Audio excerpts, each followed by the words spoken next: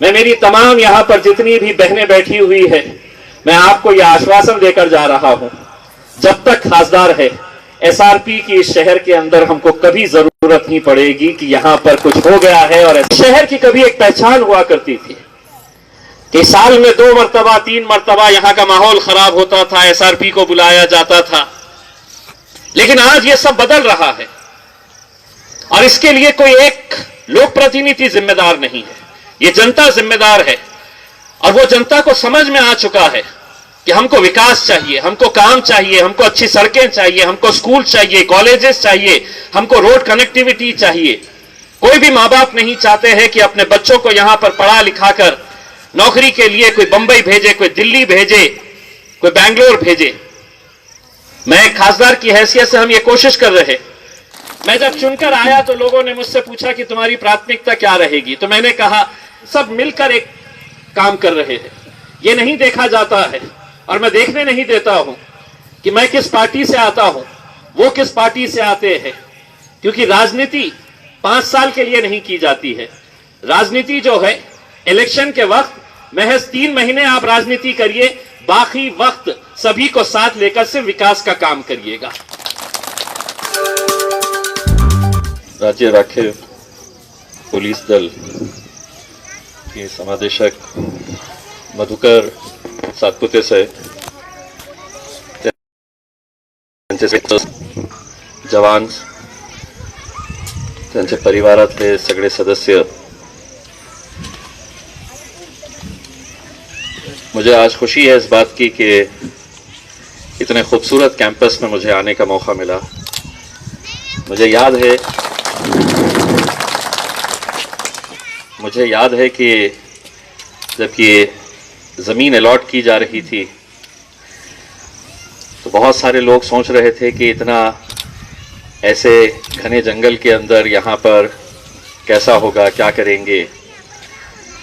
एक बार इसके ऊपर जब चर्चा चल रही थी तो बहुत सारे अलग अलग वेन्यूज़ के ऊपर भी ये डिस्कशन किया जा रहा था कि यहाँ पे दिया जाए या वहाँ पे दिया जाए। उस वक्त सही मानों में ये एक बंजर ज़मीन थी, एक तरह से जंगल था। और अगर आज यहाँ पर इतनी हरियाली है, इतना अच्छा एक यहाँ पर माहौल तैयार किया गया है, तो उसके लिए आप तमाम लोग मुबारकबाद के हकदार हैं।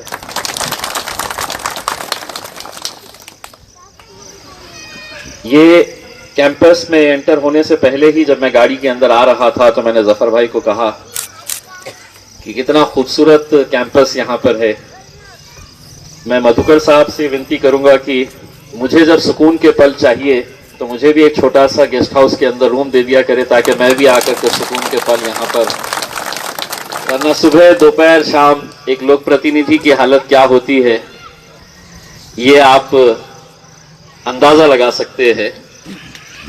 और उन्होंने एक बात बहुत ईमानदारी के साथ कही, सर आपने ये कहा कि कोरोना के पीरियड के अंदर हमको फंड्स मिलने के अंदर बड़ी दिक्कत हो रही है।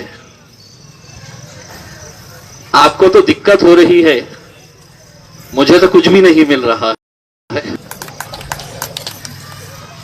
2 साल पहले ही कोरोना के नाम के ऊपर यह घोषणा कर दी गई कि जो खासदार फंड दिया जाता है, जिस फंड के जरिए हम कहीं पर कुछ रास्तों का काम करते हैं, कुछ स्कूल की इमारतें बनाते हैं, कहीं पर कुछ ड्रेनेज का मसला हो, छोटे छोटे काम जो होते हैं वो काम के ऊपर खर्च किए जाते हैं। तो 2 साल पहले ये घोषणा की गई कि कोरोना के लिए पैसे नहीं है तो खासदार निधि 0 पर आ जाएगी। हमने सरकार से कहा कि जब लोग हमसे मांगेंगे तो हमने क्या करना, क्या बोलना, तो उन्होंने कहा सिर्फ जाके भाषण देके आ जाना। ये दिक्कत है, लेकिन इसके बावजूद भी मैंने आपके मधुकर जी और उनकी पूरी टीम मेरे पास आई थी और उन्होंने यहां पर यह बताया था कि क्या क्या चीजों की जरूरत है। और आज उन्होंने उस बात को दोहराया है कि आपके गार्ड रूम्स के लिए 3 गार्ड रूम्स बना के देना है। आपके स्कूल्स, यहाँ पर एक स्कूल खोला जाए, यहाँ पर बहुत सारे जो जवान है उनके बच्चों के लिए स्कूल खोला जाए। मैंने उस दिन भी ये बात आपसे कही थी कि आप सिर्फ एक प्रस्ताव बना कर दीजिएगा। अभी हम लोगों ने ये बंधन कारक कर दिया है कि जितने भी कंपनीज यहाँ पर है, चाहे वो कितने बड़े कंपनीज क्यों ना हो, पहले होता ये था कि कंपनी यहाँ पर है, उनका हेड ऑफिस कहीं दिल्ली में है, कहीं चेन्नई में है, कहीं बैंगलोर के अंदर है, कहीं हैदराबाद के अंदर है। तो जमीन हमारी, पानी हमारा, मजदूर हमारे, लेबर पूरा हमारे पास का लेंगे, इंफ्रास्ट्रक्चर पूरा हमारा लेंगे। लेकिन जब CSR फंड की बात आती तो चूंकि हेड ऑफिस वहां पर है तो वहां पर यह CSR फंड खर्च किया जाता था। पहले हमने अच्छे तरीके से समझाया, फिर बाद में अपने अंदाज में तमाम इंडस्ट्रीज को यह मैसेज पहुंचा दिए हैं कि अगर जमीन हमारी रहेगी, लेबर हमारा रहे, तुम्हारा CSR फंड भी यहीं पर खर्च होना चाहिए। और उसका नतीजा यह हुआ कि आज बहुत सारे काम जो है हम उसी CSR फंड के अंदर से हम खर्च कर रहे। आपने देखा होगा कि हमारे घाटी हॉस्पिटल की हालत क्या थी कि पिछले कोरोना के पीरियड के अंदर हम ये मानकर चलते हैं कि हर कोई बीमारी से मरा है, ऐसा नहीं है। कुछ हमारी गलतियों की वजह से मरा है।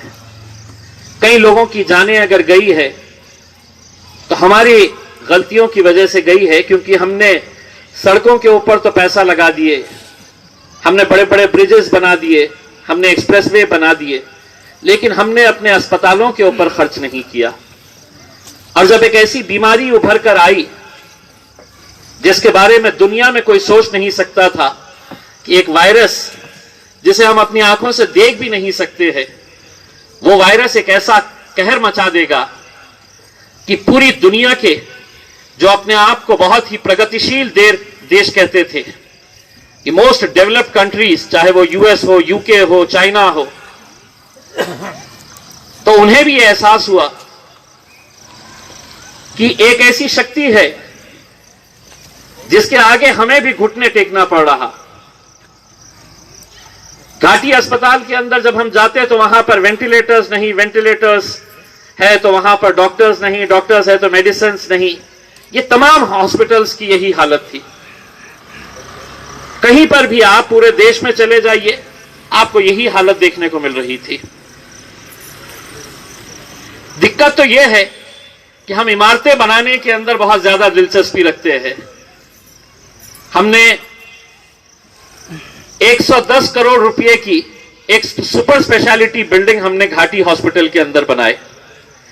4 साल से बिल्डिंग बन के तैयार खड़ी, लेकिन वहां पर हमने कर्मचारी नहीं दिए, डॉक्टर्स नहीं दिए, इक्विपमेंट्स नहीं दिए। अगर बिल्डिंग बनते ही अगर 4 साल पहले अगर हम वहां पर डॉक्टर्स की नियुक्ति कर देते तो सही वक्त के ऊपर हम सही लोगों का इलाज कर सकते थे। जब हमने उस वक्त ये मांग की कि ये बिल्डिंग बन के तैयार है, यहां पर डॉक्टर्स दे, तो महाराष्ट्र सरकार के एक सेक्रेटरी ने पत्र लिखकर डिविजनल कमिश्नर से यह पूछा कि इसकी पगार कौन देगा। तो मैंने प्रेस कॉन्फ्रेंस के अंदर यह कहा कि अब ऐसा करते हैं कि वहां पर अस्पताल नहीं खोलते हैं, वहां पे लावनी का कार्यक्रम करते हैं 2 रोज। अगर हॉस्पिटल के लिए बिल्डिंग बनाई गई तो वहां पे डॉक्टर्स कौन अपॉइंट करेगा? आप ही करेंगे, सरकार करेंगी, पगार भी आप ही को देना। लेकिन मुझे आज इस बात की खुशी है कि इस वायरस के जरिए हमने अपने मेडिकल की सुविधाओं को पूरी तरह से बेहतर करने का जो काम किया है। 2013 के अंदर औरंगाबाद में एक 200 बेड का एक महिलाओं का और बच्चों का एक हॉस्पिटल सैंक्शन हुआ था। हमको सिर्फ उस हॉस्पिटल को शुरू करने के लिए 7 एकड़ जगह चाहिए थी। 6 साल लगे। 6 साल के अंदर एक सरकारी विभाग पत्र लिखता है दूसरे सरकारी विभाग को कि हमें 7 एकड़ जगह चाहिए, दूसरा तीसरे को लिखता कि मेरे पास जगह नहीं है, तुम ढूंढ के दो, तीसरा चौथे को लिखता कि जगह यहां पर नहीं है, हम कहां से दे। मजबूरन एक लोक प्रतिनिधि के नाते मुझे Aurangabad bench of Bombay high court के अंदर एक पब्लिक इंटरेस्ट लिटिगेशन फाइल करना पड़ा। जब कोर्ट के अंदर यह गया तो 15 दिन के अंदर जमीन भी मिल गई और उसके बाद जो पैसा चाहिए था वो पैसा भी हमको अलॉट हो गया। और आज मुझे खुशी है ये बताते हुए कि क्रांति चौक के जो दूध डेयरी की जो जमीन है, उस जमीन के ऊपर हमारा 200 बेड का एक हॉस्पिटल आज काम उसका शुरू हो चुका है। 200 बेड का हॉस्पिटल।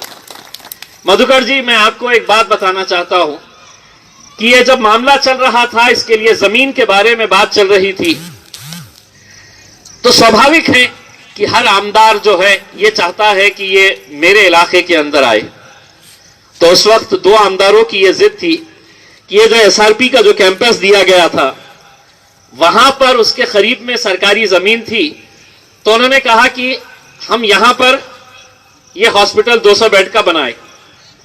मेरा थोड़ा सा विरोध इस बात के लिए था कि मैंने कहा कि जो शहर के लोग हैं उन्हें आने में दिक्कत रहेगी, ऐसी जगह ढूंढो कि जहां पर पूरे शहर के लोगों को उसका फायदा हो सके। तो क्रांति चौक हमने तो ये जगह के लिए जब बहुत जिद की गई तो हम पूरे अधिकारी जितने भी थे, उसमें डिविजनल कमिश्नर थे, कलेक्टर साहब थे, डीन मैडम थे, सिविल सर्जन थे और तमाम लोक प्रतिनिधि थे, जिसमें खासदार आमदार जितने भी थे। मैं उस वक्त आमदार था और आदरणीय हमारे चंद्रकांत खैरे साहब खासदार थे, वो भी हम सब साथ में मिलकर आए।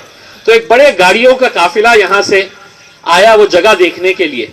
तो उस वक्त आपके एसआरपी का बैरिकेड लगा हुआ था और जब हमारी गाड़ियां वहां पर आई तो मैं उस वक्त निधि पांडे जो हमारी जिलाधिकारी थी, कलेक्टर थी, मैं उनके साथ गाड़ी के अंदर बैठा हुआ था। तो वो बैरिकेड लगा हुआ था और जो जवान वहां पर था वो बैरिकेड खोल ही नहीं रहा कि कहां जाना है। उसने रजिस्टर लेके आया और कहा कि सबके नाम बताओ। वो कलेक्टर है कि सब सरकारी अधिकारी है, कलेक्टर है, आप खोलो। तो वो खोलने के लिए तैयार नहीं। वो कहा कि पूरे गाड़ियों के नंबर नोट करना है, सबके नाम बताओ। मैंने कलेक्टर मैडम को कहा कि अगर अस्पताल बन गया और कोई पेशेंट मरने पर आया है और अगर उसे इंटरव्यू लिया जाएगा तो यही खत्म हो जाएगा। मैंने मैडम से कहा, मैं बोला मैडम गाड़ियां पलटा लीजिएगा। तो हमने गाड़ियां वहीं से पलटा लिए। लेकिन मुझे खुशी इस बात की है कि वो जो जवान वहां पर खड़ा था उसने ये नहीं देखा कि गाड़ी के अंदर कौन बैठा है, उसने ये देखा कि मेरी ड्यूटी है कि यहां से हर आने जाने वाले को रोका जाए, उससे पूछा जाए। उसने अपने कर्तव्य को निभाया। उसने ये नहीं देखा कि कितने लाल बत्तियों की गाड़ियां यहां पर आ रही हैं। उसने अपने फर्ज और उसको जो ड्यूटी दी गई थी उस ड्यूटी को उसने बखूबी निभाया।